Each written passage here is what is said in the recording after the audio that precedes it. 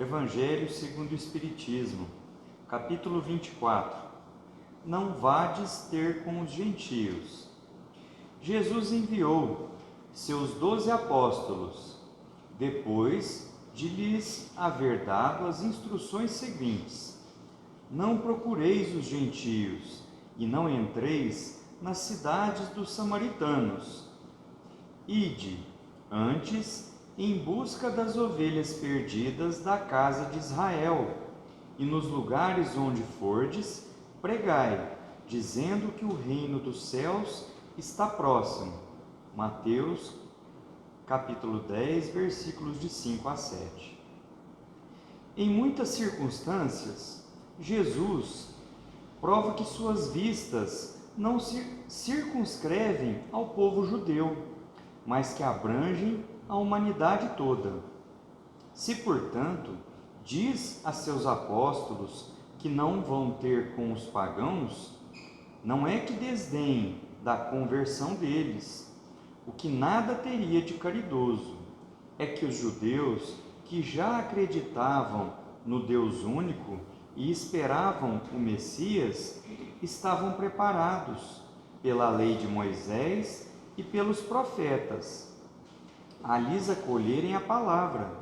Com os pagãos, onde até mesmo a base faltava, estava tudo por fazer, e os apóstolos não se achavam ainda bastante esclarecidos para ter tão pesada tarefa.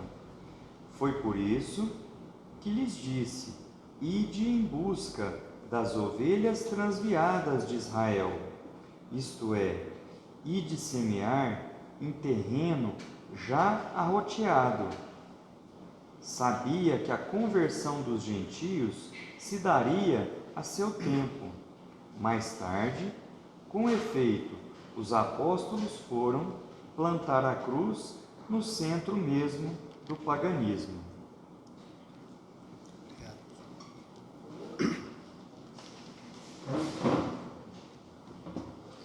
Boa noite a todos, queridos irmãos. É com muita alegria que estou aqui hoje para falar um pouquinho para vocês sobre o capítulo 24 e também sobre uma mensagem de Emmanuel intitulada Ouçamos Também. Que nosso Senhor Jesus Cristo possa dar uma boa interpretação da palavra que Ele queria dizer para nós e que nesse momento eu vou proferi-la, mas eu gostaria que essa palavra pudesse trazer a todos nós o que Jesus sempre buscou em nós, que é a nossa transformação, a nossa possibilidade de caminhar rumo à nossa redenção. Nosso irmão acabou de ler para nós que Jesus reuniu seus apóstolos e falou para eles buscarem o povo judeu para receber a boa nova e não irem atrás dos gentios. Muitos aqui sabem, mas alguns não. O povo gentil eram os gregos, eram os romanos, ou seja, era todo o povo que não era o povo judeu. Consequentemente, não tinha como princípio esse Deus único. E esse Deus que é o nosso Pai, que hoje todos praticamente aqui reconhecemos. Agora, por que Ele pede para pregar a boa nova ao povo judeu? Porque o povo judeu, ele já tinha um código de ética, de conduta, que é a lei mosaica, que Deus nos apresentou por intermédio de Moisés. Então ele veio para esse povo que já está mais preparado para receber a palavra e orientou os seus discípulos que, assim como nós não era Jesus e, consequentemente, não tinha a mesma capacidade de desenvoltura, e orientou: procura quem já está com uma certa base para compreender os ensinos. E assim foi feito. Porém, isso dá uma interpretação de que Jesus escolheu o povo judeu e não imediatamente os gentios. Mas isso é porque nós vivemos, desde o início da nossa evolução, momentos distintos. Jesus sabia o tempo que ele teria para pregar a boa nova, e sabia também que essa palavra transformadora que levava a luz e a redenção, ela precisaria ter continuidade. E para ela ter continuidade, ela teria que ter uma interpretação mais real e verdadeira. E o momento o povo gentil não tinha. Mas é inevitável que chegaria a conversão a todos. Prova é que hoje estamos aqui.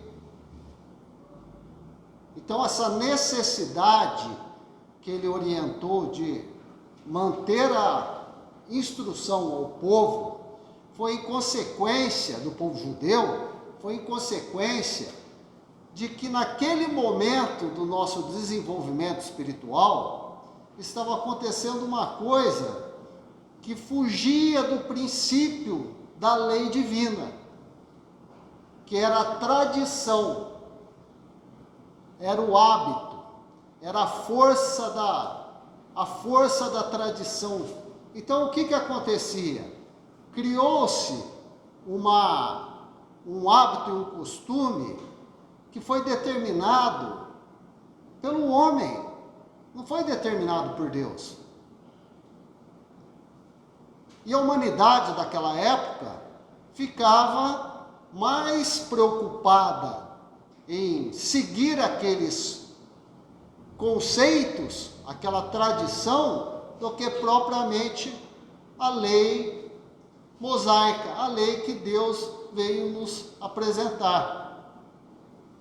Então a pergunta é: a tradição humana, ela é maior, vale mais, é mais importante do que as leis divinas?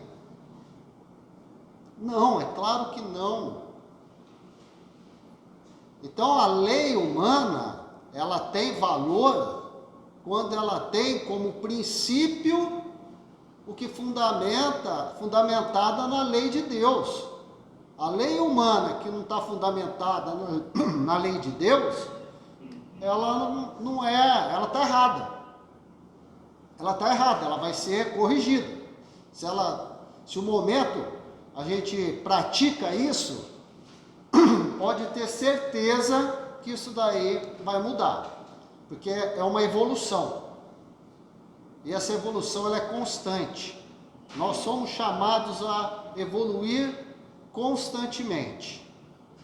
Então é isso basicamente que Jesus fala para os seus discípulos. Num segundo momento, existe a mensagem do livro Bênção de Paz, que é: ouçamos também. Ouçamos também é sinal que já ouviu alguém. Por que também? É porque alguém já ouviu. E ela tem como princípio da mensagem o capítulo 7, mais exclusivamente o versículo 34, que fala que Jesus, colocando a mão, olhou para o céu, suspirou e disse: abra-te. O que é isso? O que é que levou Emmanuel a pegar essa frase para fazer um estudo sobre ela. Então nós temos que saber um pouquinho o conceito desse capítulo 7. Esse capítulo 7 é justamente sobre essa relação que existe entre o que nós fazemos como lei humana em relação à lei divina. Então conta que os fariseus e os escribas chegaram e observaram Jesus, junto com os apóstolos, se alimentando sem lavar as mãos. E foi perguntar para eles o porquê que eles fazem isso. Se a tradição fala que não é assim. Porque para eles, o simples contato de sair à rua e ter uma relação com pessoas que não eram do povo judeu, era vista como um princípio de contaminação. Então tinha o princípio de lavar as mãos, lavar a louça dos alimentos. Então tinha toda uma metodologia a se seguir. E Jesus, em resposta, fala que não é esse tipo de coisa que vai fazer o indivíduo ser mais puro. Não é isso. Porque a pureza, ela não está nos atos de lavar a mão. A pureza, ela está no interior. Ele, na época, usava o coração. Vem de dentro do coração. Só que hoje, mais evoluídos, nós sabemos que, na realidade, o que vem é da nossa consciência. E o que é a nossa consciência? Somos nós, espíritos. Somos nós espíritos. Então ele fala para nós o seguinte: nós temos que fazer o quê? Nós temos que prestar atenção nos nossos pensamentos. Porque o nosso pensamento é o que determina quem nós somos. Então nós precisamos lavar o nosso pensamento de toda a impureza, que nós somos impuros. O Evangelho fala isso para a gente toda hora. Nós somos impuros. Por que nós somos impuros? Porque ou nós não seguimos a lei, ou nós corrompemos a lei. Então nós somos impuros, e nós precisamos tirar essas impurezas de nós. E como é que nós vamos fazer isso, tirar a nossa impureza? Nós temos que vigiar o nosso pensamento. Porque o nosso pensamento é onde estão os nossos desejos, as nossas intenções. E a partir do momento que a gente tem isso, que nós somos isso que pensamos, nós vamos ter um relacionamento com o nosso irmão através de palavras e ações relacionadas ao que nós temos para oferecer, que é o nosso pensamento, aquela coisa que é nossa. Então a gente precisa disso, a gente precisa ter a consciência do que estamos pensando e falar: isso está de acordo com a lei de Deus? Isso é o que deveria ser feito? Ou isso é alguma coisa relacionada mais com a minha vontade, o meu desejo? Então ele vem colocar para nós justamente isso, essa necessidade de que a gente tem que seguir o que tem que ser feito. E o que tem que ser feito? É o que vem vindo no decorrer da nossa história. Começou com a lei mosaica, veio Jesus Cristo, e agora veio o Espiritismo. E o que o Espiritismo veio falar para nós? Especificamente sobre esse tema dessa noite, Emmanuel justamente falou: ouçamos também também o que Jesus disse. O que Jesus disse? Jesus intimava os espíritos das suas possibilidades. Ele falava, olha, isso é um ato que tem que ser feito, porque isso é possível de ser feito. Você é capaz de fazer. É seu livre-arbítrio, é sua vontade. É que eu falei, é o desejo. É a vontade, que é o princípio de tudo. Você tem, você quer fazer isso? Possibilidade, existe. Possibilidade existe. Agora, é sua intenção realmente? Então ele vem justamente intimar as possibilidades de cada um. O tempo passou, 2000 anos, e hoje ele fala para nós, quem de nós hoje ainda não deve se atentar a esse apelo de Jesus? Ninguém. Todos nós temos que estar atentos a esse apelo de Jesus. Vivemos num planeta de provas e expiações. Temos que evoluir bastante. E para evoluir bastante, nós temos que ter essa condição. E ele fala mais, ele fala assim, são todos capazes. Ou seja, todos nós somos capazes de evoluir.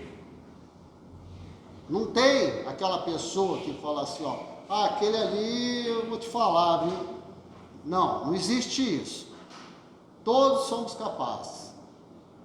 O que muda é justamente o estado natural de cada um, associado ao que mais? Associado à nossa vontade. E o que é a nossa vontade? A nossa vontade é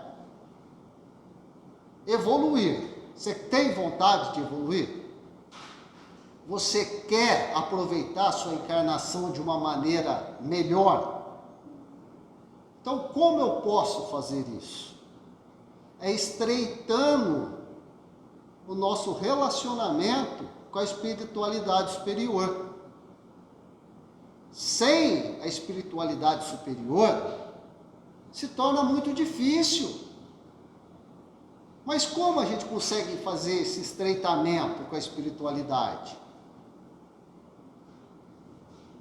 É seguindo alguns padrões de vida.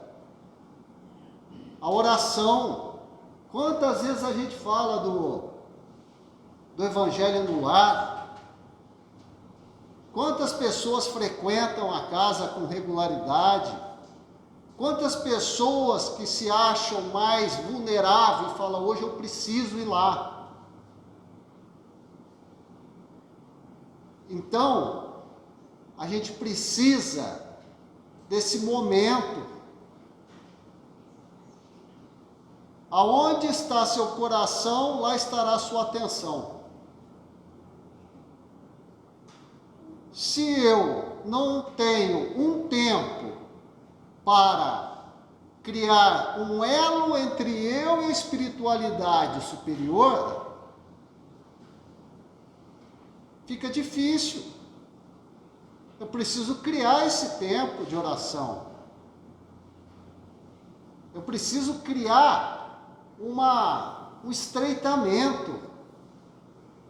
Quando a gente conhece uma pessoa, a gente cria uma posição assim de simpatia, antipatia, neutralidade. Se a gente começa com aquela que teve simpatia, tem um relacionamento mais constante, o que acontece? Ela se torna amiga.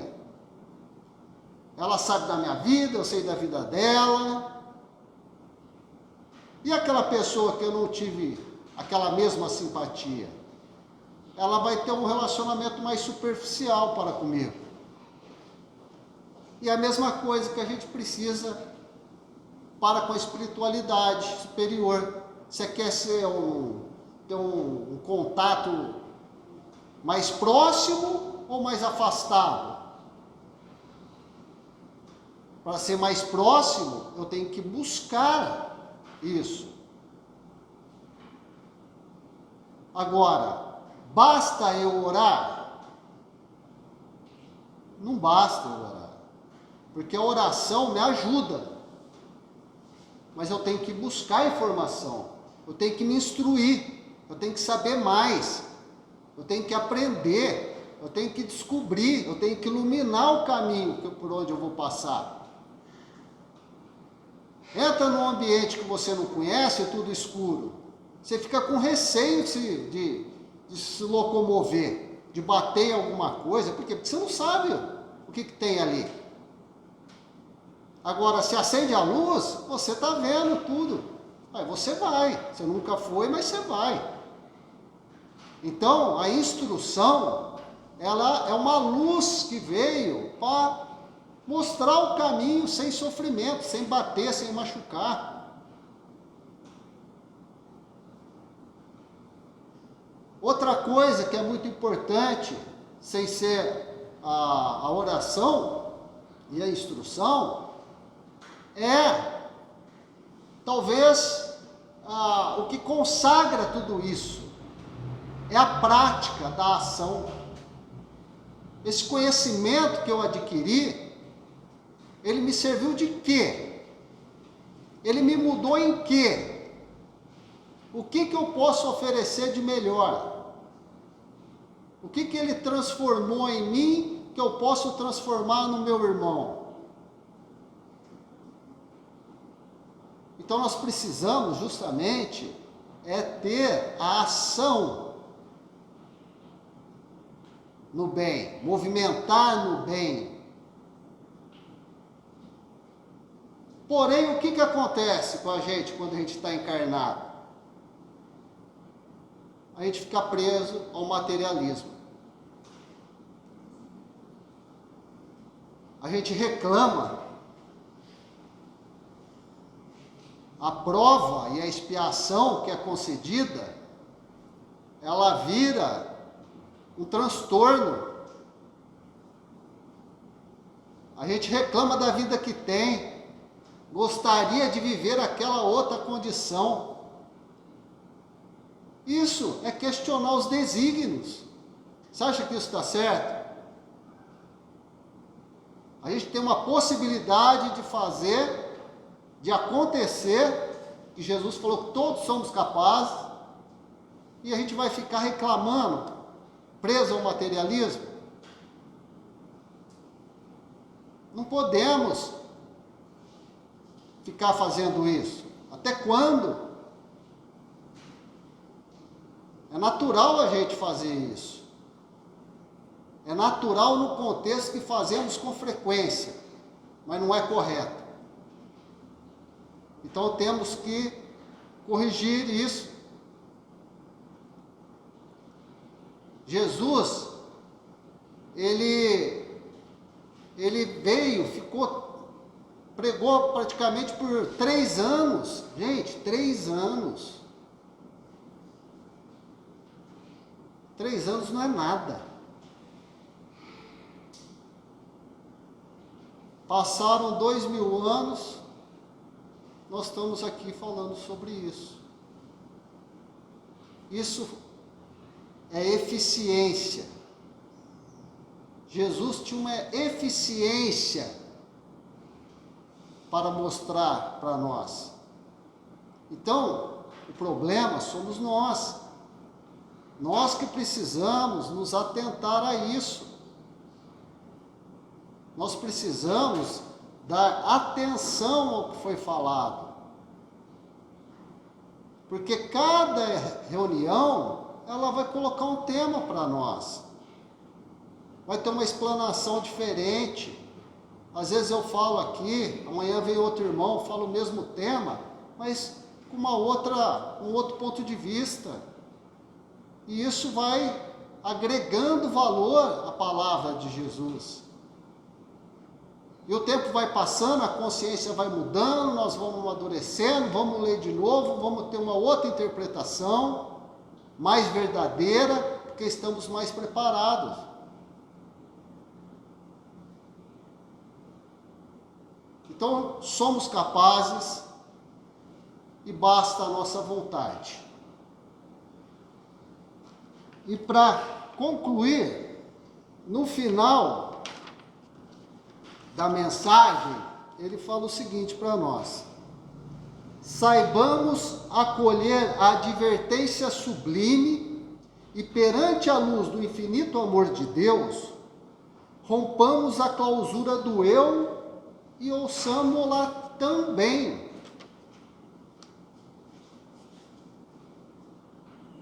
Jesus falou isso há 2000 anos, mas isso serve para nós hoje, amanhã e para todo momento da nossa evolução. Que os nossos corações, que a nossa consciência possa ter essa compreensão e a partir de então transformarmos em pessoas, em espíritos melhores e mais compreensivos da nossa verdadeira função quando encarnados. Que assim seja.